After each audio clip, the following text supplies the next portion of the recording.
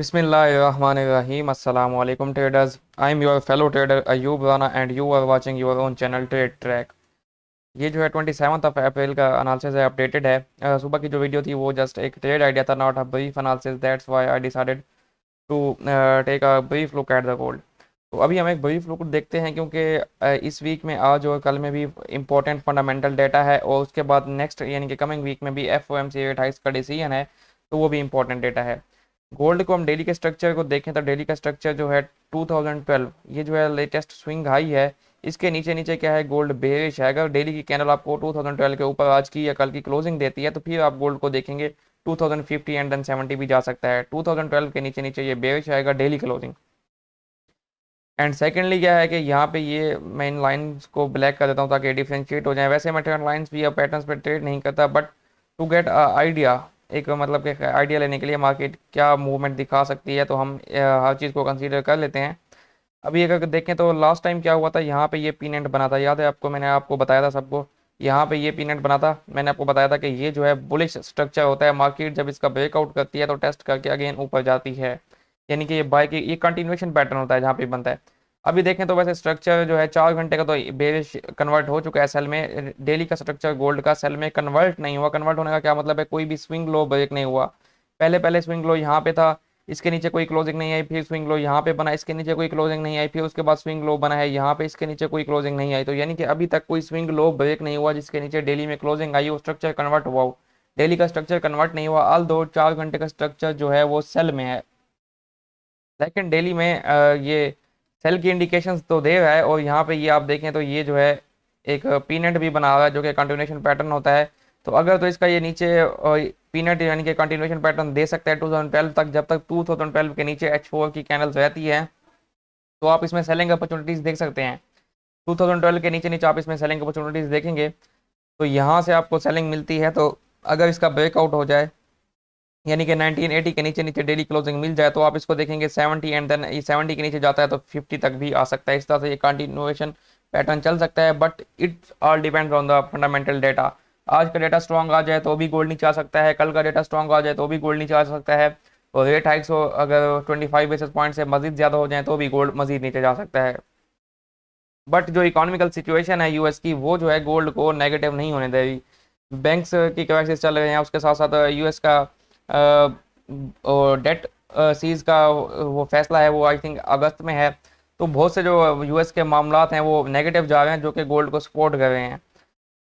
इस वजह से गोल्ड को पॉजिटिव पुश मिल रहा है, अदरवाइज टेक्निकली ये नेगेटिव दिखाई देगा। बट आज का शाम का डेटा मजीद डिसाइड करेगा। नेक्स्ट देखते हैं 4 घंटे के चार्ट में इसको हम क्या कर सकते हैं। एक और चीज़ है कि अगर ये ऊपर निकलता है तो यहाँ पे आप देखें तो ये जो स्विंग हाई है ये बहुत इंपॉर्टेंट है डेली में 2031 का। तो अगर तो गोल्ड यहाँ से इस तरह से ये और फिर ये ऊपर जाता है तो यहाँ पे एक ये हेड एंड शोल्डर बना सकता है। 2020 का लेवल इंपॉर्टेंट है। अगर तो क्लोजिंग ऊपर जाता भी है आज के दिन 2030 को टच करके नीचे आ जाता है और 12 से नीचे क्लोजिंग देता है तो फिर ये बेरिश रहेगा। लेकिन अगर 12 से ऊपर क्लोजिंग दे दे फिर 30 का लेवल कोई इंपॉर्टेंट नहीं रहेगा, फिर ये मजीद ऊपर जा सकता है। 4 घंटे के चार्ट में हम इसको देखते हैं। 4 घंटे के चार्ट में देखें तो ये वही जो मैंने डेली में आपको इंडिकेट किया है। ऑल दो मैं इन पे ट्रेड्स नहीं करता पैटर्न्स पे, जस्ट टू इंडिकेट यू, ये मैंने आपको समझाने के लिए ट्रेंड लाइंस लगाई थी। अब इन ट्रेंड लाइंस को हटा देते हैं, हम स्ट्रक्चरली बात करते हैं गोल्ड की।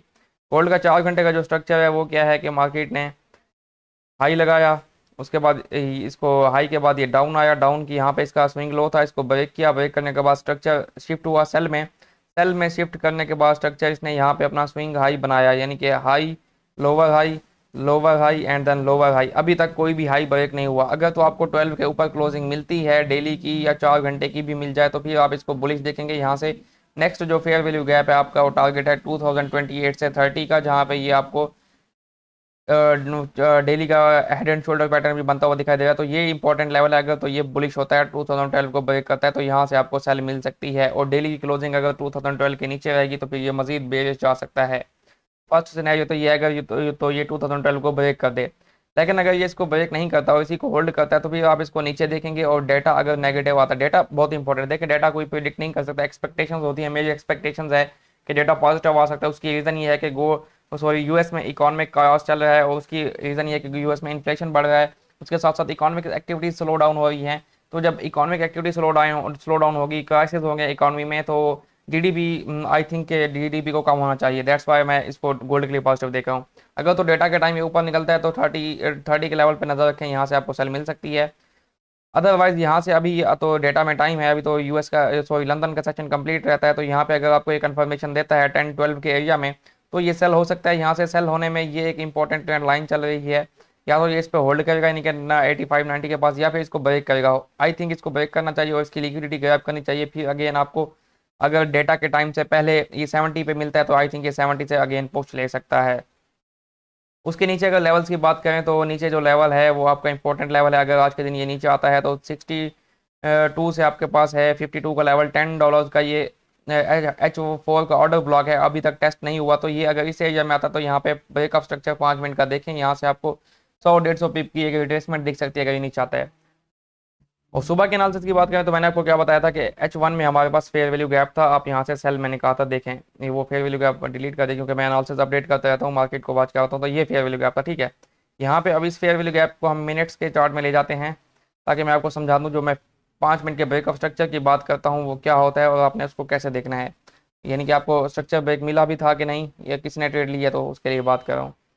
अब ये देखें, ये आ गई मार्केट इस फेयर वैल्यू गैप में, यहाँ से मार्केट इंटरव्यू इस फेयर वैल्यू गैप में, यहाँ तक इस फेयर वैल्यू गैप में रही। मार्केट का स्विंग लो यहाँ पे है, उसके बाद मार्केट गई ऊपर, उसके बाद ये स्विंग लो है, उसके बाद मार्केट गई ऊपर, उसके बाद ये स्विंग लो है, उसके बाद मार्केट गई ऊपर। मार्केट ने कोई भी अपना 5 मिनट का स्विंग लो ब्रेक नहीं किया, स्ट्रक्चर ब्रेक नहीं किया, तो इस फेयर वैल्यू गैप में आपकी ट्रेड नहीं बनती थी। ये मेरा जो सेटअप मैंने आपको बताया था 1997 से 98 का, ये इनवैलिड था, इसलिए मैंने अपडेटेड वीडियो बनाई है जिसमें मैंने कहा है कि हम गोल्ड को लॉन्गर टर्म में भी कवर कर लें और आज का एनालिसिस भी देख लें।